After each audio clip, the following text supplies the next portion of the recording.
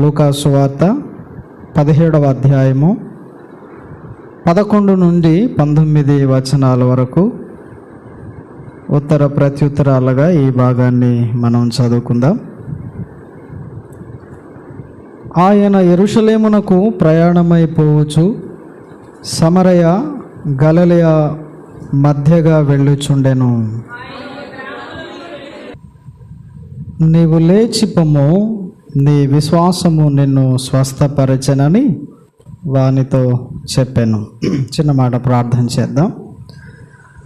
దయగల మా తండ్రి, పరిశుద్ధుడైన మా ప్రభువా, సర్వాధికారి, మీ ఘనమైన ఉన్నతమైన పరిశుద్ధ నామాన్ని బట్టి స్తుతులు చెల్లిస్తున్నాం. ఈ రాత్రి వేళ చదవబడిన ఈ లేఖన భాగాన్ని ఎత్తిపట్టి మాతో మాట్లాడండి. మా ప్రార్థన ఆధ్యాత్మిక జీవితాలను మీరు బలపరచి స్థిరపరచండి. పరిశుద్ధాత్మ దేవా, నీకు స్తుతులు చెల్లిస్తున్నా. నిలవబడిన వాడు మట్టివాడు, వట్టివాడు అజ్ఞానుడు ప్రభువా. నన్ను పరిపూర్ణంగా మరుగుపరిచి మాకు కావలసిన సంగతులను మీరే బోధపరచమని మీ కృపా హస్తాలకు మమ్మలను అప్పగించుకుంటూ మా ప్రభువును మా రక్షకుడునైన యేసుక్రీస్తు వారి ప్రశస్త నామం పేరిట స్తోత్రములు చెల్లించి ప్రార్థించి వేడుచున్నాము తండ్రి. ఆమెన్. ఆమెన్. మంచిది. ప్రభునందు ప్రియులారా, మనం ఈ రాత్రి వేళ ఈ ప్రార్థన కూడికలో ప్రభు సహాయం కొరకై లేక ప్రార్థన సహాయం కొరకై చదవబడిన ఈ లేఖనాలు మనం ఎరిగిన వారమే. 10 మంది కుష్ఠరోగులు యేసు ప్రభు వారి దగ్గరకు వచ్చి మమ్మను కరుణించుము అని కేకలు వేయగా ప్రభువు వారిని మీరు వెళ్ళి యాజకులకు కనబరుచుకొనుడి అని చెప్పినప్పుడు వారు వెళ్ళుచుండగా మార్గములో శుద్ధులయ్యారు, స్వస్థత పొందారు. 10 మంది కుష్ఠరోగులు బాగుపడ్డారు. అయితే 9 మంది పట్టణంలోకి వెళ్ళిపోయారు, కానీ ఒకడు మాత్రము తిరిగి వచ్చి ప్రభువుని ఆరాధించాడు అని, ఆయనకు కృతజ్ఞతాస్తుతులు చెల్లించాడు అని ఈ సందర్భం, ఈ భాగము మనము చాలాసార్లు చదువుకొని విన్నవారమే.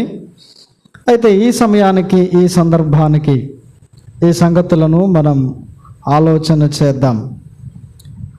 దేవుడు మరికొన్ని విషయాలు ఇందులో నుంచి మన ఆత్మీయ జీవితానికి ప్రయోజనకరంగా ప్రభువే మనకు అందించులాగున మన హృదయాలను సిద్ధపరచుకుందాం. ఈ భాగానికి మనం 10 మంది కుష్ఠరోగులు చేసిన ప్రార్థన అని మనం పేరు పెట్టుకోవచ్చు. ఈ భాగంలో మనకు కనబడుతుంది అదే కదా. 10 మంది కుష్ఠరోగులు ప్రార్థన చేశారు, కేకలు వేశారు అని అంటే ప్రార్థన చేశారు అని అర్థం. ప్రభు వారికి ప్రతిఫలం ఇచ్చాడు లేక సమాధానం ఇచ్చాడు. అయితే మనం చదువుకున్నటువంటి ఈ భాగం 11వ వచనం నుండి 19 వచనాల వరకు ఉన్న భాగాన్ని మనం 2 భాగాలుగా చేసుకుంటే, ఒకటి 11వ వచనం నుండి 15వ వచనం వరకు కుష్ఠరోగులు చేసిన ప్రార్థన ఇందులో మనకు కనబడుతుంది. అలాగే 16వ వచనం నుండి 19వ వచనం వరకు, లేకుంటే 18వ వచనం వరకు కుష్ఠరోగి చేసిన ఆరాధన కనబడుతుంది. ఆఖరి వచనం అంటే 19వ వచనం ముగింపుగా మనం చూస్తాం. అంటే 2 భాగాలు, ఒకటి ప్రార్థన, రెండవది ఆరాధన. కుష్ఠరోగులు చేసిన ప్రార్థన, కుష్ఠరోగి చేసిన ఆరాధన. మనం ఈ రాత్రి వేళ మొదటిగా ప్రార్థన గూర్చిన సంగతులను, వారు ఏ విధంగా ప్రార్థన చేశారో ఆ ప్రార్థన విధానాలను గూర్చి మనం ఇందులో నుంచి ఆలోచన చేద్దాం. సమయాన్ని బట్టి ఆరాధనను గూర్చిన విషయాలు కూడా ఆలోచన చేద్దాం.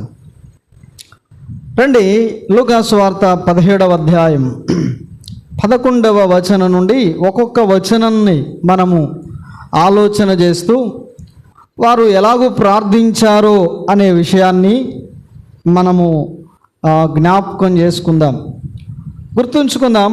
ఇది 10 మంది కుష్ఠరోగులు చేసిన ప్రార్థన. కుష్ఠరోగుల యొక్క ప్రార్థన మనకిందులో కనబడుతుంది. అయితే వారు ఎలాగో ప్రార్థించారు అనే సంగతులను 11వ వచనం చదువుతున్నాను. ఆయన యెరూషలేమునకు ప్రయాణమై పోవచ్చు, సమరయ గలిలయల మధ్యగా వెళ్ళుచుండెను. ఆయన ఒక గ్రామములోనికి వెళ్ళుచుండగా 10 మంది కుష్ఠరోగులు ఆయనకు ఎదురుగా వచ్చి దూరమున నిలిచి. చూడండి, మొదటిగా 11వ వచనంలో 12వ వచనంలో మనం చదువుకున్నటువంటి ఈ విషయాలను మనం జ్ఞాపకం చేసుకుంటే, వారు ప్రార్థన చేసినటువంటి విధానం లేకపోతే సందర్భాన్ని మనం ఇక్కడ చూస్తాం. వచనం 12లో ఏమంటున్నాడు, లేక 11లో, ఆయన ప్రయాణమైపోవచ్చు, సమరయ గలిలయల మధ్యగా వెళ్ళుచూ ఉన్నాడు. ఆయన ప్రయాణం చేస్తూ ఒక గ్రామంలోనికి ఆయన ప్రవేశిస్తూ ఉండగా ఈ కుష్ఠరోగులు ఆయనకు ఎదురుగా వచ్చి నిలబడ్డారు అనే విషయం. అయితే ఈ భాగంలో మనము ఇలాగ జ్ఞాపకం చేసుకోవచ్చు. ఆయన ఒక గ్రామములోనికి వెళ్ళుచుండగా కుష్ఠరోగులు ఆయనకు ఎదురుగా వచ్చారు.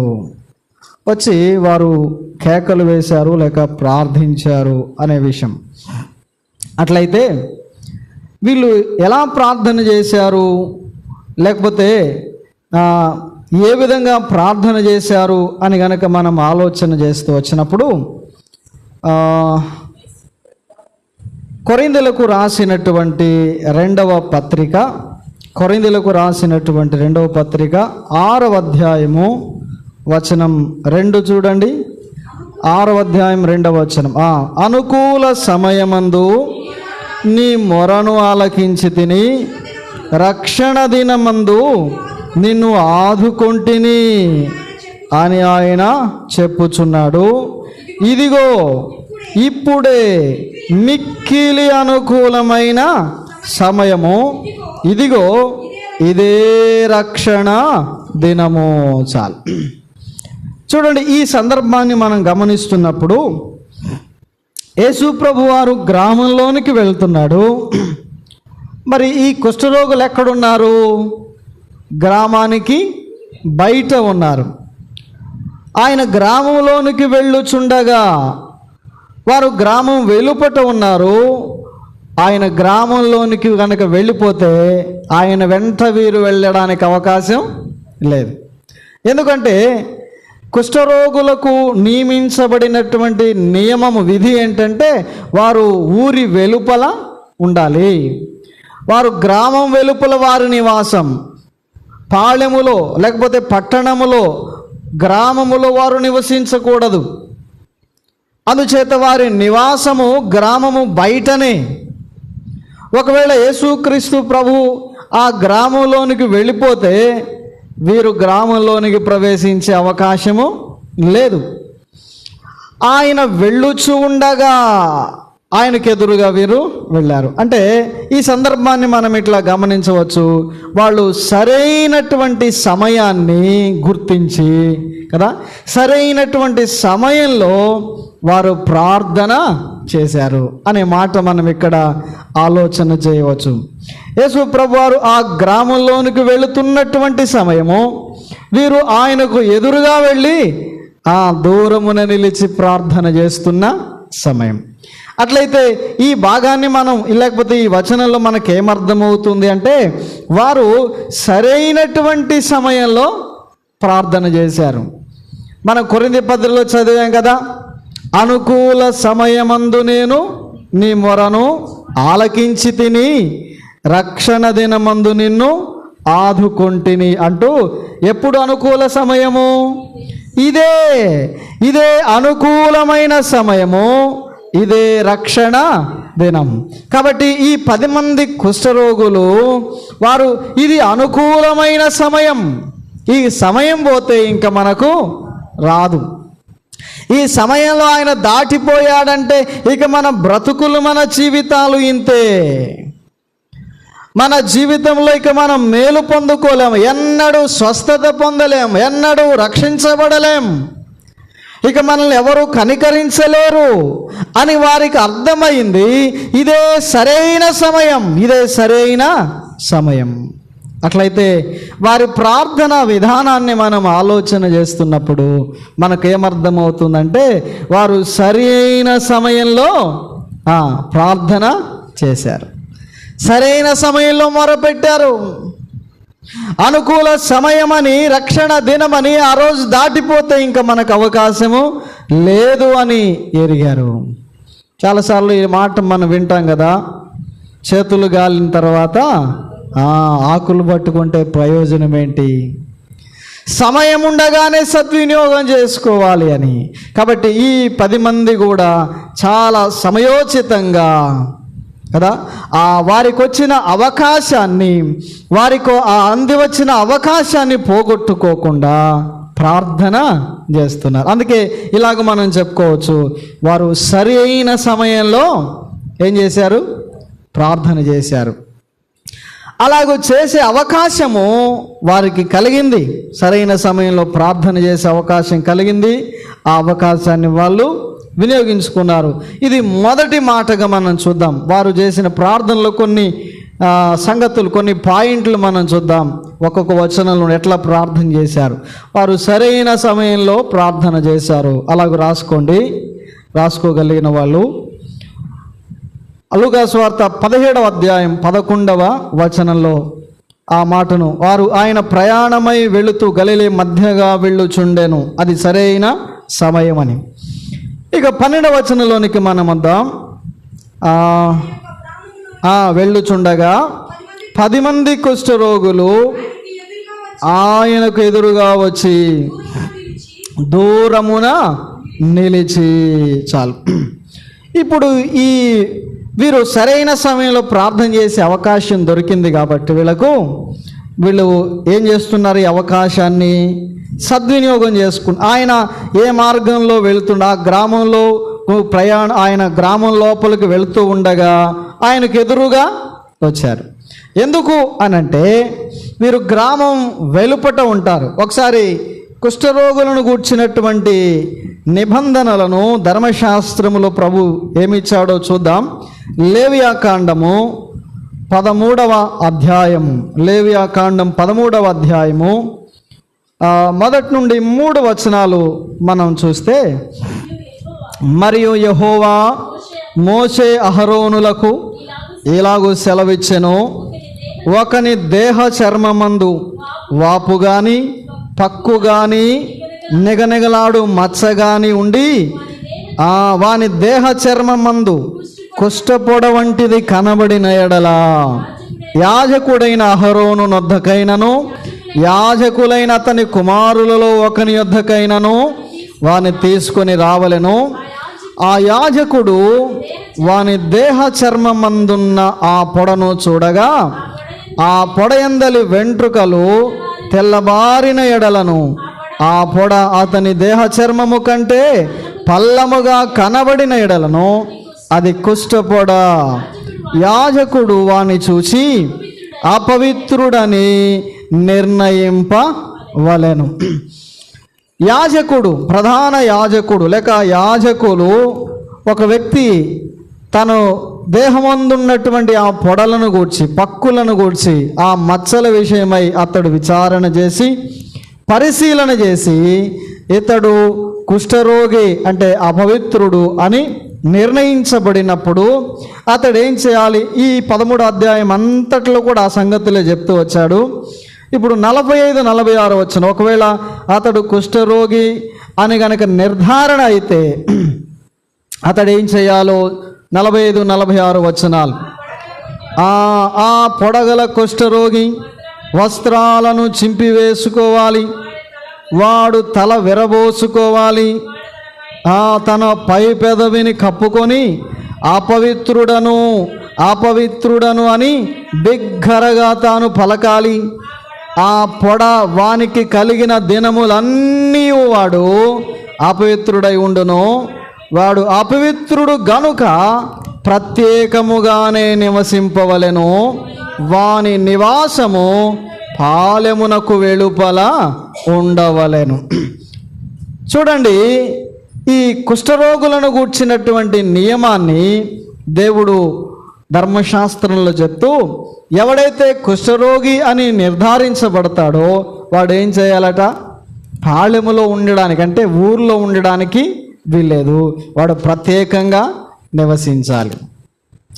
అందుచేత వాడు గ్రామంలో నుంచి ఇంకా తాను అపవిత్రుడు కుష్ఠరోగి అని నిర్ధారించబడినప్పుడు వాడేం చేయాలంటే తన వస్త్రములను చించుకోవాలి. అపవిత్రుడు అని తాను నిర్ధారించబడినప్పుడు వాడు తన వస్త్రాలు చించుకోవాలి, తలను విరబోసుకోవాలి, చింపిరి చేసుకోవాలి. తర్వాత వాడు తన పై పెదవిని కప్పుకొని, అంటే ఇలాగ పెట్టుకొని అపవిత్రుడను అని బిగ్గరగా కేకలేసుకుంటూ అతడు ఊరి వెలుపలకి వెళ్ళిపోవాలి. అలాగూ చేయాలి. కాబట్టి వాడు అలాగూ రోగిగా ఉన్నంతకాలం పట్టణంలోకి కానీ గ్రామంలోనికి కానీ రావడానికి వీల్లేదు. ఇలాంటి పరిస్థితుల్లో కుష్ఠరోగి ఉన్నాడు. అందుకే కాబోలు మత్తయి సువార్తల్లో కూడా ఒక కుష్ఠరోగి ఆయన దగ్గరకు వచ్చి, ప్రభువా నీకు ఇష్టమైతే అన్నాడు కదా. అవును, అంటే వాడిని ఎవరు ఇష్టపడరు, ఎవరు చేర్చుకొనని వారు, ఎవరు అంగీకరించరు.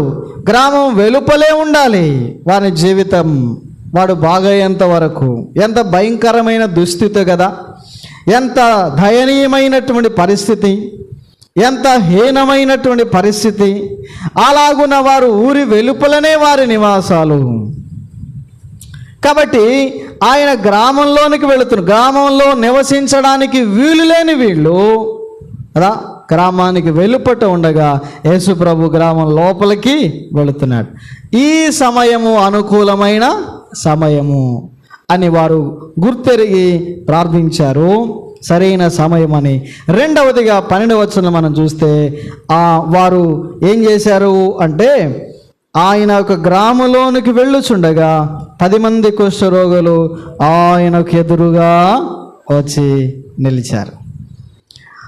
ఆయనకు ఎదురుగా వచ్చి ఆ మార్గంలో నిలిచారు. అట్లయితే ఇక్కడ ఇలాగ మనం చెప్పుకోవచ్చు, వారు ప్రార్థన చేయడానికి వారికి అనుకూల సమయం ఒకటైతే, రెండవది వారు ఆ సరైన మార్గంలో యేసు ప్రభు ప్రయాణం చేస్తున్న మార్గంలో వీరు ఆయనకు ఎదురుగా నిలిచి కదా. అట్లయితే ఇలాగ చెప్పుకుందాం మనం, వారు సరి అయినటువంటి మార్గములో ఉండి ఏం చేశారు? ప్రార్థన చేశారు కదా. సరైన మార్గములో నిలబడి ప్రార్థన చేశారు, లేకపోతే సరైన మార్గములో ఉండి ప్రార్థన చేశారు. వాళ్ళు ఒకటి సరైన సమయంలో ప్రార్థన చేశారు, రెండవది సరైన మార్గములో ఉండి ప్రార్థన చేస్తున్నారు. యేసు ప్రభు ఆ మార్గములో వస్తున్నాడని ఆ మార్గములకు ఎదురుగా వారు వెళ్ళారు. జక్కయ్య కూడా ఆయన ఈ మార్గమున వచ్చుచున్నాడని ఎలిగి ఆ మార్గములో గుండా పరిగెత్తుకు వెళ్ళి కదా ఆ చెట్టెక్కి కూర్చున్నాడు. సరైన మార్గము, సరైన మార్గం, సరైన త్రోవ. అలాగైతే మనం కూడా ప్రార్థన చేయాలి అంటే కదా సరైనటువంటి సందర్భం, అనుకూలమైన సమయాన్ని గుర్తించాలి. అలాగే దేవునికి అనుకూలమైన మార్గాన్ని మనం గుర్తించాలి. సరైనటువంటి విధానంలో ప్రార్థన చేయాలి. మన ప్రార్థన విధానం సరైనదిగా ఉండాలి. సరిగా లేకుండా ప్రార్థన చేస్తే ప్రయోజనం ఉండదు. అట్లయితే వీళ్ళ దగ్గర మనం నేర్చుకునే పాఠం ఏమంటే, వారు సరైన మార్గంలో ఉండి ప్రార్థన చేశారు. తర్వాత ఇంకొక విషయాన్ని మనం అక్కడే చూస్తాం. 12వ వచనంలోనే వారు దూరమున నిలిచి అన్నాడు కదా, దూరమున నిలిచి. ఎందుకంటే ఆ కుష్ఠరోగి ఎవరికి అంటే ఆరోగ్యం గల వారికి దగ్గరకు సమీపానికి వెళ్ళకూడదు, దూరంగా ఉండాలి, దూరంగా ఉండాలి. వారు దూరమున నిలిచి అనే మాట చూస్తాం. దానికి చూడండి, యెహోషువ గ్రంథం మొదటి అధ్యాయము వచనం 7. యెహోషువ గ్రంథం మొదటి అధ్యాయం 7వ వచనమా. ఉండి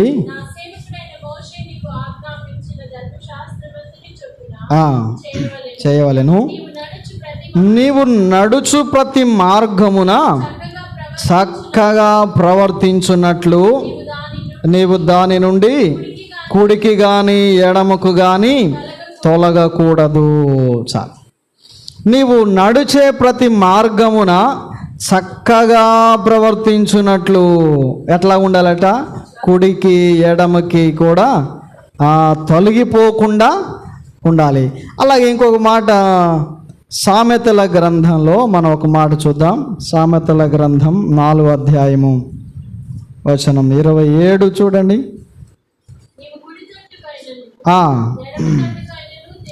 తిరగకము, నీ పాదమును కీడుకు దూరంగా తొలగించుకొనుము. చాలు. చూడండి, ఇక్కడ కుడికైనను ఎడమకైనను తొలగిపోవద్దు. నీవు నడిచే మార్గంలో నీవు చక్కగా ప్రవర్తించు, నీవు సరైన విధానంగా ప్రవర్తించు, కుడి ఎడమలకు నీవు తొలగిపోవద్దు. అంటే సరైనటువంటి మార్గములో నిలబడి, సరైనటువంటి విధానంలో నిలబడి నీవు ప్రార్థన చెయ్యి. అట్లయితే ఇక్కడ మనం లూకాసు వార్తలో చూస్తాం కదా, వచ్చి వారు దూరమున నిలిచి, దూరంగా అంటే చాలా దూరంగా నిలబడ్డారని కాదు, ఆయన ఎదురుగా, ఆయన వస్తున్న మార్గానికి ఎదురుగా వాళ్ళు నిలబడ్డారు. అంటే ఆయనకు వారి స్వరం వినబడే అంత సమీపంగా, అంత దగ్గరలోనే ఉన్నారు వాళ్ళు అని మనం అర్థం చేసుకోవాలి. అట్లయితే ఇక్కడ మనం గమనిస్తే వారు సరైన సమయంలో ప్రార్థన చేశారు. రెండవది, సరైన మార్గములో ఉండి ప్రార్థన చేశారు. మూడవది, సరైన దూరములో ఉండి ప్రార్థన చేశారు కదా. సరైన దూరము అంటే ఆయనకు తమ ప్రార్థన వినబడేంత దూరంగా, వారు గట్టిగా అరిచి పిలిచినప్పటికీ, లేకపోతే కేకలు వేసిన ఆయనకు వినబడేంతగా. బర్తిమయ్య అనే గుడ్డివాడు కూడా ఆయనకు వినబడేంతగా ఏం చేశాడు? కేకలు వేశాడు, ప్రార్థన చేశాడు. ఆయన అతని కేకలు విని, అతని ప్రార్థన విని. అట్లయితే సరైన దూరములో ఉండి వారు ప్రార్థన చేశారు అని మనం ఇక్కడ గమనించవచ్చు. సరైన దూరములో ఉండడం అంటే, దూరంగా ఉన్నారని కాదు, దేవునికి ఎంత దగ్గరగా ఉండాలో, ఆయనకు వారి స్వరం, వారి ప్రార్థన వినబడేంతగా వారు ప్రార్థన చేశారు. అంటే సరైనటువంటి దూరంలో ఉండి ప్రార్థన చేశారు. అంటే మనం ప్రతి అంశానికి, ప్రతి పాయింట్కి కూడా ఈ మాట పెట్టుకుంటాం, సరి అయిన అనేది. సరి అయిన సమయము, సరి అయిన మార్గము, సరి అయిన దూరము. తర్వాత 13వ వచనం యేసు ప్రభువా మమ్మను కరుణించుమని కేకలు వేసిరి. చాలు. 13వ వచనంలోనే వారు ప్రార్థనలు ఏం చేస్తున్నారు? యేసు ప్రభువా కదా, యేసు ప్రభువా. ఎవరికి ప్రార్థన చేస్తున్నారు? ఎవరికి ప్రార్థన చేస్తున్నారు? యేసు ప్రభువుకి ప్రార్థన చేస్తున్నారు కదా. అట్లయితే ఈ ప్రార్థన మనం ఈ పదానికి ఏమని పెట్టుకోవచ్చు? సరైన సమయంలో, సరైన మార్గంలో, సరైన దూరంలో ఉండి ప్రార్థన చేస్తున్నారు కదా. ఇప్పుడు 13వ వచనం మనం చదివాం కదా, యేసు ప్రభువా అంటున్నారు. ఇప్పుడు ఏం చేస్తున్నారు? వీళ్ళు ఎవరికి ప్రార్థన చేస్తున్నారు కదా? యేసు ప్రభువుకు ప్రార్థన చేస్తున్నారు. అట్లయితే మనం వరుసగా చెప్పుకుంటూ వస్తున్నాం కదా, దాని ప్రకారం ఈ ప్రార్థనకు మనం ఏమని పెట్టుకోవాలి ఇందులో ఈ పాయింట్ కంటే? వారు సరైన వ్యక్తికి, లేకపోతే సరైన దేవునికి ప్రార్థన చేస్తున్నారు కదా. యేసు ప్రభువా అని వారు మొరపెడుతున్నారు. రోమపత్రిక 10వ అధ్యాయము 9వ వచనం చూడండి. రోమపత్రిక 10వ అధ్యాయం యేసు ప్రభు అని ఒప్పుకొని లేపెనని విశ్వసించిన ఎడల రక్షింపబడుదువు. చాలు.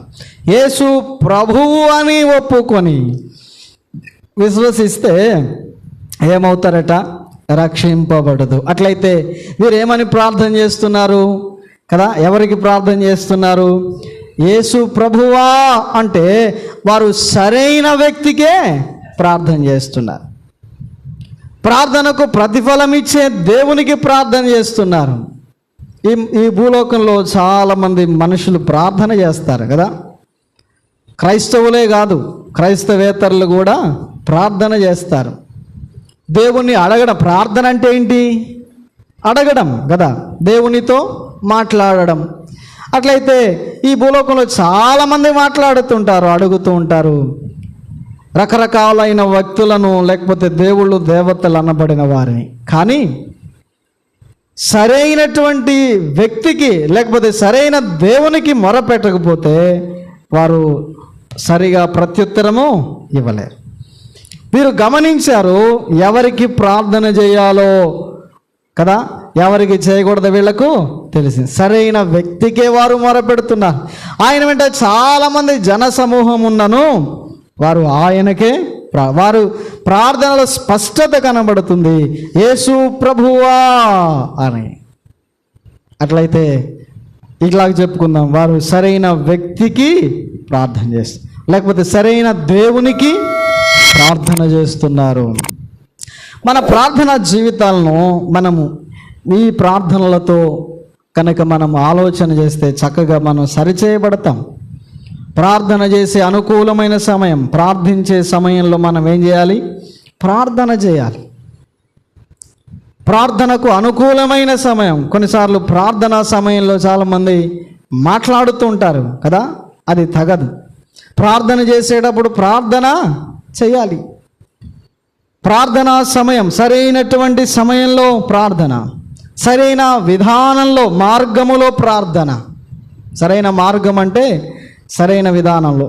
యాకోబు పత్రికలు అంటాడు, మీరు అడుగుతున్నారు కానీ మీరు సరిగా అడగడం లేదు, మీరు మీ భోగముల కొరకు, మీ భోగేచ్ఛల కొరకే మీరు అడుగుతున్నారు అంటాడు.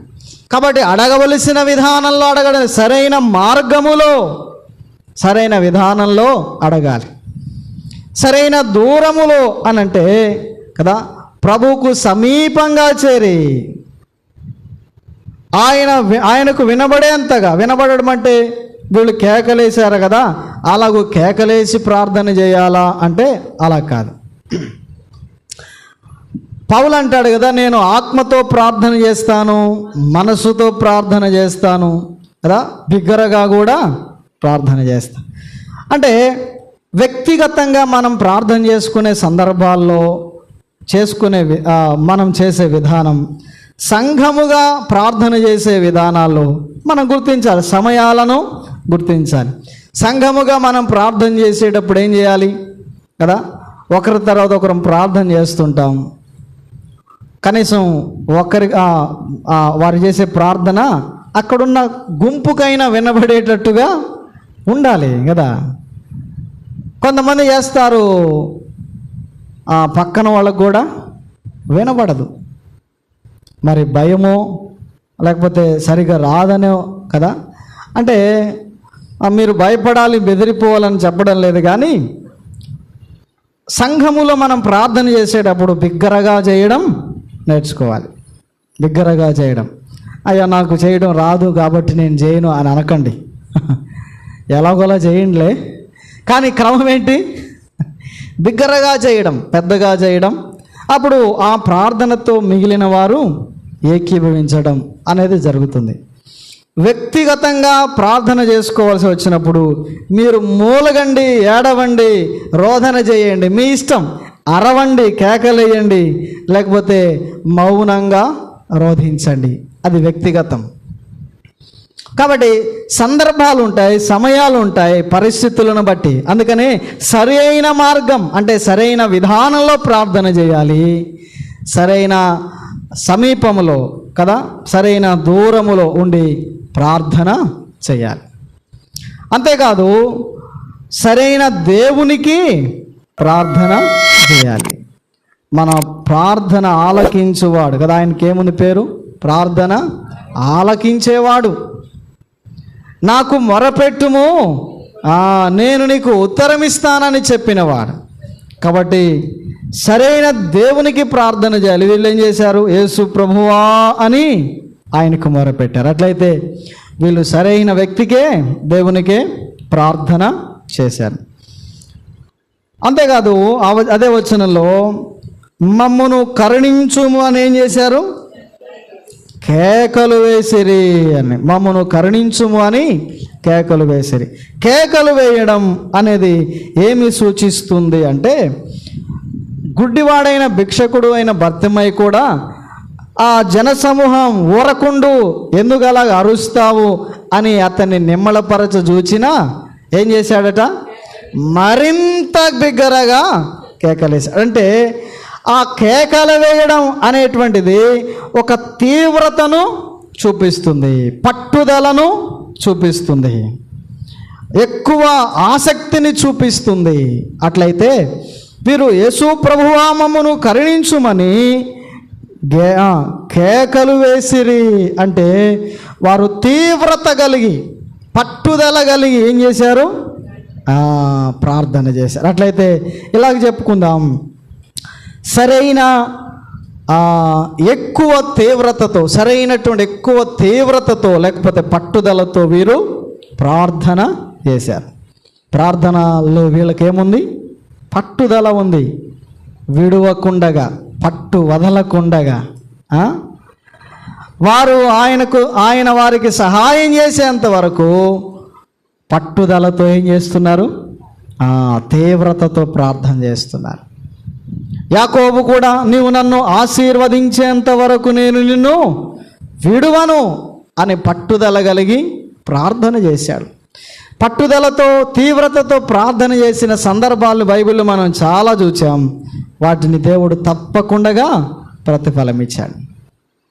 వెంటనే ఆయన ప్రతిఫలం ఇస్తూ వచ్చాడు. అట్లయితే వీరు 13వ వచనంలో ఏం చేశారంటే సరైన తీవ్రతతో ప్రార్థన చేశారు. అంతేకాకుండా ఇంకా ఏం చేశారు వీళ్ళు? మమ్మను కరుణించుము అంటున్నారు కదా, ఆ పదాన్ని దాటి వెళ్ళాం. ప్రభువా, యేసు ప్రభువా అన్నారు. రెండవది మమ్మను కరుణించుము అంటే ఆయన తప్ప ఇంకా ఎవరు వారిని కనికరించలేరు, రక్షించలేరు, స్వస్థపరచలేరు.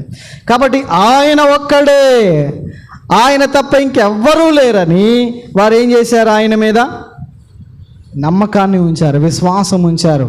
అట్లయితే ఇలాగ చెప్పొచ్చు ఈ మాటకు, కరుణించుమని వారు దేవునికి మొరపెట్టారంటే వారు విశ్వాసంతో ప్రార్థన చేశారు కదా. రోమాపత్రిక 10వ అధ్యాయము 11 నుంచి 13 వచనాలు చూస్తే, విశ్వాసముంచు వాడెవడును సిగ్గుపడడు లేఖనం చెప్తుంది.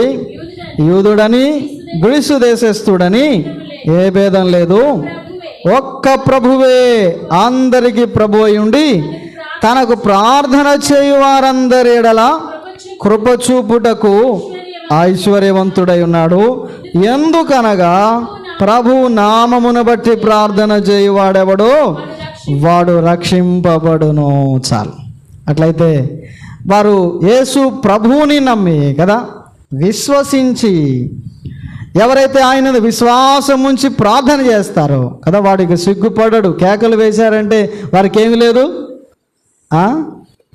వారికి సిగ్గు లేదంటే మనం దాన్ని తిట్టడానికి ఉపయోగిస్తాం కదా, సిగ్గు లేదా నీకు అని. అట్లా కాదు, వారు సిగ్గుపడకుండగా, బిడియపడకుండగా విశ్వాసముతో వాళ్ళు ఏం చేశారు? అట్లయితే ఇలాగ చెప్దాం, వారు సరి అయినటువంటి విశ్వాసంతో ప్రార్థన చేశారు. సరైన వ్యక్తికి ప్రార్థన చేశారు, లేక దేవునికి సరైన విశ్వాసంతో ప్రార్థన చేశారు. అంతేకాదు వారు కేకలు వేసిరి అన్నప్పుడు సరైన తీవ్రతతో లేకుంటే పట్టుదలతో వారు ప్రార్థన చేశారు.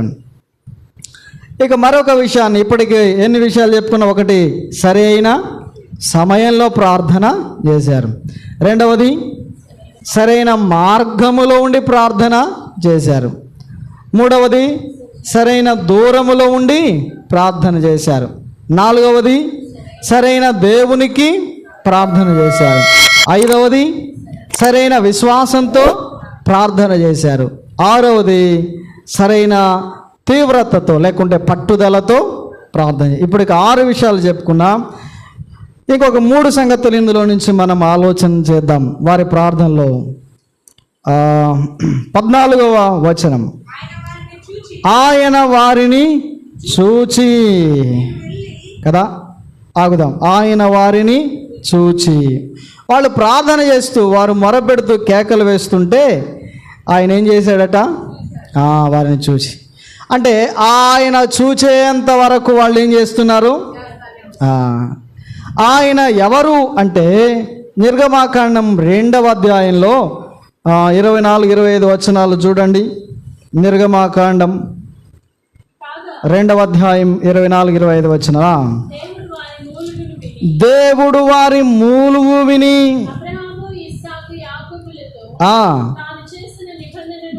జ్ఞాపకము చేసుకొనెను, దేవుడు ఇశ్రాయేలీయులను చూచెను, వారి యందు లక్ష్యముంచెను. ఎవరటైనా చూచే దేవుడు. ఇశ్రాయేలీల వారు మొరపెట్టినప్పుడు వారి ప్రార్థనను ఆయన విన్నాడు, వారి వైపు ఆయన చూచాడు. అందుకనే దేవుడు ఇశ్రాయేలీయులను చూచెను, వారి యందు లక్ష్యముంచెను.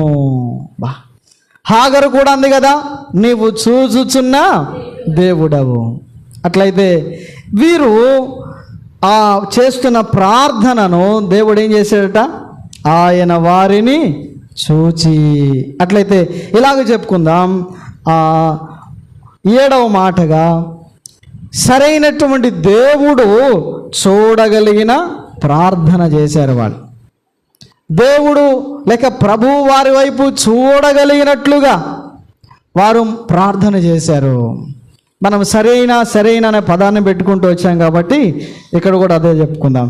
ఆయన సరి అయినటువంటి దేవుడు వారిని చూడగలిగిన ప్రార్థన వాళ్ళు చేశారు. వారు ప్రార్థన చేస్తుంటే దేవుడు వారి వైపు చూచేటట్లుగా, ఆయన వైపు తన కన్నులు చూడగలుగునట్లుగా, దేవుని కనుదృష్టి వారి వైపు మళ్లించుకునే విధంగా వారు ప్రార్థన చేశారు. కొన్నిసార్లు అప్పుడప్పుడు మనం వింటుంటాం, ఇందాక నుంచి నేను ఒకటే ఇదిగా మాట్లాడుతున్నాను, లేకపోతే అరుస్తున్నాను, అసలు ఏమాత్రం పట్టించుకోవడం లేదేంటి, అసలు ఇటువైపు తిరిగి కూడా కన్నెత్తి చూడ, ఇంతసేపు నుంచి పిలుస్తామంటే అని అంటుంటాం కదా కొన్నిసార్లు. ఎందుకంటే వారి మాటలు మనకు వినపడతాయి కానీ వారి వైపు చూడడానికి ఆ మాటలు మనకు సుముఖతనివ్వవు, లేకపోతే సహకరించేవి కూడా. ఆ మాటలు వాళ్ళ వైపు మన దృష్టిని మళ్లించేటట్టుగా ఉండవు.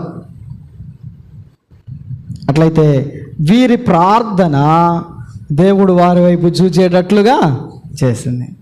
అందుచేత ఈ ప్రార్థనలో మనం ఏం కనుగొంటామంటే వారు దేవుడు చూడగలిగినట్లుగా ప్రార్థన చేశారు వాళ్ళు, కదా. 14వ వచనం, ఆయన వారిని చూచి అని. అట్లయితే సరైన దేవుడు చూడగలిగిన ప్రార్థన వాళ్ళు చేశారు. తర్వాత చూడండి అదే వచనంలో, మీరు వెళ్ళి మిమ్మును యాజకులకు కనబరుచుకొనుడని వారితో చెప్పాను. అప్పుడు ఆయన వారిని చూచి ఏం చేశాడు? వారు అడిగారు, మమ్మల్ని కరుణించు అని అడిగితే అప్పుడు వారికి సమాధానం చెప్పి వారిని చూచి మీరు వెళ్ళి యాజకులకు కనబరుచుకొనుడి అని. అట్లయితే వారికి ఆయన ఏం చేశాడంటే జవాబిచ్చాడు కదా, సమాధానం ఇచ్చాడు. మమ్మల్ని కనికరించుము అని వారు అడిగిన ప్రార్థనకు ఆయన జవాబిస్తూ మీరు వెళ్ళి యాజకులకు కనబరుచుకోండి. ఇలాగ చెప్దాం ఈ పదానికి. ఆయన లేకపోతే వారు ఎట్లా ప్రార్థన చేశారు? దీనికి మనం మార్కు సువార్తలో లేకుంటే మత్తయి సువార్త 8వ అధ్యాయం 2-3 వచనాలు చూడండి. కుష్ఠరోగి వచ్చి ఆయనకు మ్రొక్కి, ప్రభువా నీకిష్టమైతే నన్ను శుద్ధినిగా చేయగలవు అనేను. అందుకాయన చెయ్యి చాపి వాని ముట్టి, నాకిష్టమే, నీవు శుద్ధుడవు కమ్ము. నీకిష్టమా నన్ను శుద్ధినిగా చేయడం అని అడిగితే ఆయన నాకు ఇష్టమే అనే సమాధానం ఇచ్చాడు. ప్రభువా మమ్ములను కనికరించుము, మమ్మలను కరుణించుమని వారు పెట్టిన మొరను ఆయన విని వారి వైపు చూచి వారిని ఆయన ఏం చేశాడు? కనికరించాడు, సమాధానం ఇచ్చాడు. మీకు స్వస్థతను అనుగ్రహిస్తున్నాను, వెళ్ళండి, మీరు వెళ్ళి యాజకులకు కనబరుచుకోండి. అట్లయితే ఈ ప్రార్థనకు మనం ఈ పదానికి ఏమని చెప్పుకోవచ్చు? 14 వచ్చిన ఆయన మీరు వెళ్ళండి యాజకులు కనబరుచుకోండి అంటే ఆయన వారికి ఏం చేశాడు? సమాధానం ఇచ్చాడు కదా, జవాబు ఇచ్చాడు, స్వస్థత ఇచ్చాడు. అట్లయితే సరి అయినటువంటి దేవుడు జవాబిచ్చే విధంగా వారు ప్రార్థన చేశారు కదా. వారి ప్రార్థనకు దేవుడు జవాబిచ్చాడు. సరైన దేవునికి ప్రార్థన చేశారు, సరైన దేవుడు వారికి జవాబు ఇచ్చాడు కదా. వారికి జవాబు ఇచ్చాడు, వారి మీద కనికరపడ్డాడు. నాకు ఇష్టమే అన్నాడు కదా. ప్రభువా మమ్మల్ని కనికరించు అని అంటే ఆయన వారిని కనికరించారు, కరుణ చూపాడు. చూపించి వారికి ఏం చేశాడంటే మీరు ఇప్పుడు వెళ్ళండి అంటే ఏమని చెప్పినట్టు అక్కడ మీరు వెళ్ళుడి అని చెప్పగా, మీరు వెళ్ళి అంటే ఆజ్ఞ కదా, మీరు తప్పనిసరిగా వెళ్ళి యాజకునికి కనబరుచుకోండి అని ఆజ్ఞ ఇచ్చాడు. ఆయన కనికరించాడు, తర్వాత ఆజ్ఞ ఇచ్చాడు. ఆయన కనికరిస్తాడు, ఆజ్ఞాపిస్తాడు. ఆయన కనికరాన్ని మనం పొందుకోవాలంటే ఆయన ఆజ్ఞను పాటించాలి కదా. ఆయన ఆజ్ఞలను పాటించారు. వారు వెళ్ళి యాజకులకు అదేంటి ప్రభువా స్వస్థపరచమని అడిగితే యాజకుల దగ్గర మమ్మల్ని ముట్టి అలాగూ రుద్ది కదా, నూనె రాసి మాకు ప్రార్థన చేయకుండా వెళ్ళండి అని చెప్తావేంటి అనేం అనలేదు వీళ్ళు కదా. ఆయన ఆజ్ఞను ఏం చేశారు? వాళ్ళు పాటించారంతే. అట్లయితే కనికరించబడిన వారు ఆజ్ఞను పాటించారు, వారు స్వస్థత, వారు వెళ్ళుచుండగా శుద్ధులయ్యారు. వారు వెళ్ళుచుండగా శుద్ధులయ్యారు. ఇందులో మనం ఆఖరిగా అంటే దీనికి మనం చెప్పుకో, సరైన సమయంలో దేవుడు వారికి జవాబిచ్చాడు, అలాగూ వారు ప్రార్థన చేశారు. ఆఖరి మాట ప్రార్థన గురించి, ప్రార్థన భాగాన్ని మనం ముగిద్దాం. ఆఖరి మాటగా మనం అందులోనే 14వ వచనంలోనే మనం చూస్తే వారు వెళ్ళుచుండగా ఏం చేశారు? వాళ్ళు మీరు వెళ్ళండి అని చెప్తే వాళ్ళు ఏం చేశారు? అట్లాగే వెళ్ళారు. అంటే ఏం చేసినట్లు? ఆయన ఆజ్ఞకు వాళ్ళు విధేయత చూపారు, లోబడ్డారు, ఆయన చెప్పినట్లుగా చేశారు. ఇదేంటి మేము బాగోలేదు కదా, మేము ఇట్లాగే రోగంతో ఉన్నాం కదా, వెళ్ళమంటావేంటి? ఏమి సందేహం ఏమీ లేదు. వారు విశ్వాసంతో విధేయతతో ఆయన మాటను బట్టి యాజకునికి కనబరుచుకోవాలని వెళ్ళారు. అట్లయితే వారు స్వస్థత పొంది క్షేమము పొందినట్లుగా వారు ఏం చేశారు చెప్పండి? సరైన సమయంలో విధేయత చూపారు, విధేయతతో కూడిన ప్రార్థన చేశారు అని చెప్పుకోవచ్చు. సరైన సమయంలో విధేయతతో కూడిన ప్రార్థన చేశారు వాడు. దేవుడు వారి ప్రార్థనను విన్నాడు. ఒకసారి జ్ఞాపకం చేసుకొని ముగిద్దాం. ఒకటి, ఈ 10 మంది కుష్ఠరోగులు ఎలా ప్రార్థన చేశారు అంటే సరైన సమయంలో ప్రార్థన చేశారు. రెండవదిగా సరైన మార్గములో ఉండి ప్రార్థన చేశారు. మూడవదిగా సరైన దూరములో ఉండి ప్రార్థన చేశారు. 4వదిగా సరైన దేవునికే ప్రార్థన చేశారు. 5వది సరైన విశ్వాసముతో ప్రార్థన చేశారు. 6వది సరైన పట్టుదలతో, తీవ్రతతో వాళ్ళు ప్రార్థన చేశారు. 7వది సరి అయిన దేవుడు చూడగలిగిన ప్రార్థన చేశారు. 8వది సరైన దేవుడు జవాబిచ్చేటట్లుగా ప్రార్థన చేశారు. 9వది సరైన సమయంలో వారు చక్కగా విధేయతతో కూడిన ప్రార్థన చేశారు. ఈ విధంగా వారు ప్రార్థన చేయడాన్ని బట్టి వారు ఏమయ్యారు? శుద్ధులైరి కదా, వారు వెళ్ళుచుండగా శుద్ధులైరి. అట్లయితే వారు సరైన సమయంలో ఏమయ్యారు? స్వస్థత నొందారు. దేవుడు తగిన కాలమందు వారిని స్వస్థపరిచాడు. వారు వెళ్ళుచుండగా విధేయత చూపి వారు ఆయన ఆజ్ఞకు లోబడి ఉండగా సరైన సమయంలో విధేయత చూపించారు కాబట్టి వారు సరైన సమయంలో చక్కగా స్వస్థత పొందారు. 10వ మాటగా వారు సరైన సమయంలో ఏమయ్యారు? స్వస్థత నొందారు. అట్లయితే ఈ 10 రకాలుగా కదా, ఈ ప్రార్థనలో మనకి 10 విషయాలు, 10 సంగతులను దేవుడు ఈ రాత్రి మనకు అందిస్తూ వచ్చాడు. కాబట్టి మన ప్రార్థనా జీవితంలో కూడా కదా సమయము, సందర్భము, పరిస్థితులు కదా, ఇవన్నీ కూడా మనము గమనించి గుర్తించి సమయోచితంగా దేవుని ఆజ్ఞానుసారంగా, దేవుని చిత్తానుసారంగా, దేవునికి విధేయులుగా, విధేయతతో కూడిన ప్రార్థన మనము చేసేవారిగా ఉండాలి. దేవుడు మన ప్రార్థనకు ఆయన తప్పకుండా ఏం చేస్తాడు? జవాబిస్తాడు. కాబట్టి అలాగున మన ప్రార్థనా జీవితాలను మనము చక్క చేసుకుందాం, సరి చేసుకుందాం. ప్రభు చిత్తాన్ని బట్టి కుష్ఠరోగులు వారు చేసిన ఆరాధన కదా ఆశీర్వదించును గాక. ఆమెన్. ఈ వీడియో మీకు నచ్చినట్లయితే లైక్ చేయండి మరియు షేర్ చేయండి. సబ్స్క్రైబ్ చేయడం మాత్రం మర్చిపోకండి. సబ్స్క్రైబ్ బటన్ పక్కనే ఉన్నటువంటి గంట సింబల్ కూడా మీరు నొక్కండి. అప్పుడు మాత్రమే మేము అప్లోడ్ చేసే ప్రతి కొత్త వీడియో నోటిఫికేషన్ ద్వారా మీకు అందుతుంది. Thank you for watching.